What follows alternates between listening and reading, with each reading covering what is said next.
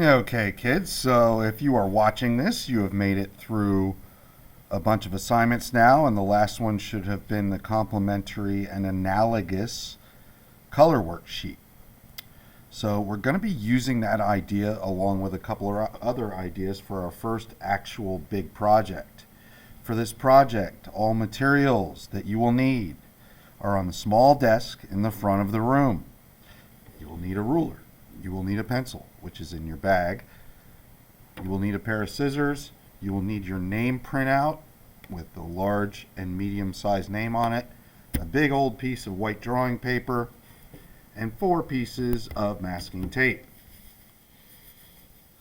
First thing we are going to do is take big white paper, write your name on it.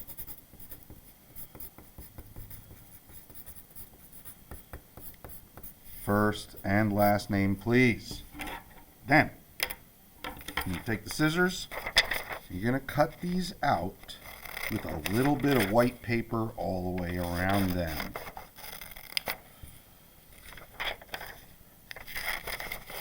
Not too much, but you don't also want to cut right against the letters either. You're going to need a little bit of that white paper. All right, so, in my trash. So I've got these two cut and ready to go. A little bit of white space around them. Next thing I'm going to do is I'm going to flip them over. Notice that I'm doing this on top of my white drawing paper. You need to do that so you can see the letters. Put your pencil on its side.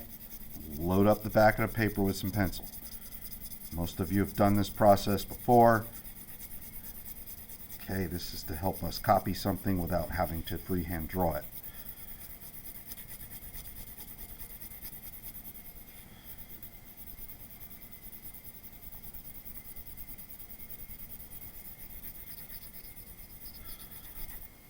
Okay, so I've been able to completely cover up the letters on the back. You can always hold it up to the light and check your work. I'm going to do this other one. Lots and lots of pencil on there. We're going to need it. Okay, so I've got both my names covered in pencil on the back. Put those aside. I'm going to turn the paper over. Now I'm going to be using the ruler. Okay, so I'm going to zoom out a bit. There we go.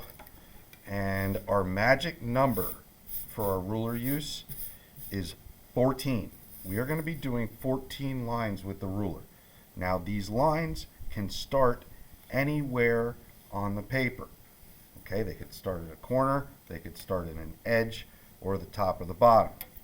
For me, I'm going to start at a corner. And the first line I'm going to do is going to be relatively close to the corner. Okay? And then as I work, I'm going to have these 14 lines get further and further apart. So I'm already at 4 lines. Just a little bit further apart each time. Try not to let your ruler move. If you need to move your hand around to hold it steady.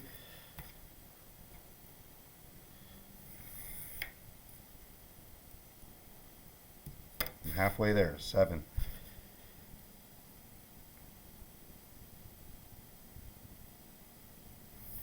Now, once you get to your 7th line, now you're going to start to get them closer together again.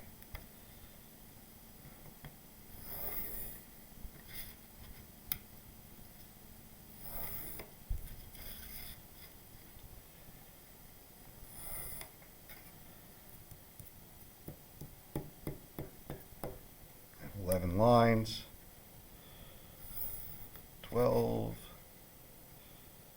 13, and 14. I'm not worried about that corner space so well. Okay, so lines are done.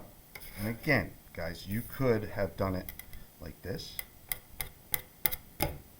You could have done it like this. That's up to you. Next up, take your large name plop it on the paper somewhere. Notice mine goes off the paper. Oh well, we want it to be random. And you're going to trace the outside edges of each letter. Use the school pencil for this so that you can push a little bit harder than you normally would with a lead pencil. And essentially what we're doing right now is we're being little copy machines. If you get off the line a little bit, that's okay. Don't forget about anything inside the letters, like the hole in the E for me, and the hole in the R, and so on and so forth.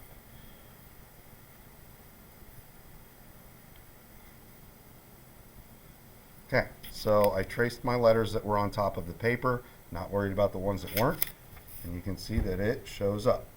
Do not go back and make it darker with your pencil. We're going to do that with marker later. Now, still wondering maybe what that tape's for? I'll show you in a second. So then maybe go with your smaller one. And you want to place this somewhere near the one you just did, but not touching it. They cannot touch or overlap. So maybe I want it right here.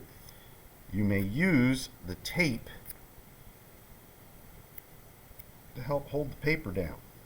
Just don't push down on the tape too hard, or it'll tear the paper when you try and take it off. Okay, so that'll help it from moving around.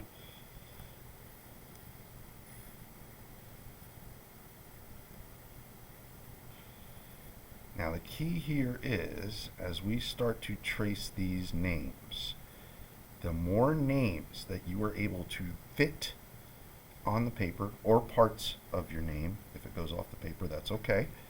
The more you do now, the easier the project will be later. So the hard work is now. To make it easier later, you're just going to have to trust me on that one. Okay, so there we go. That one came out pretty well. So then maybe you want to switch back to your bigger one and put it somewhere. Remember, as close as possible, but without touching. And you're going to trace it up. So my requirement for this part of the project is for you to fit as many of your name or part of your name as you possibly can on the entire paper without letting them touch each other or overlap each other. Okay, so you can see that I've got this pretty much covered right in there. I've got a little bit of a gap there. Maybe I just want to put part of one there.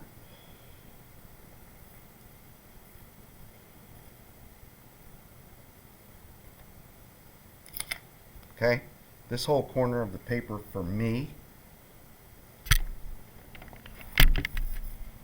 this space is great. Okay, this is filled nicely, nothing's touching each other. I can move on around the paper now. So that is your goal for the first part of this project.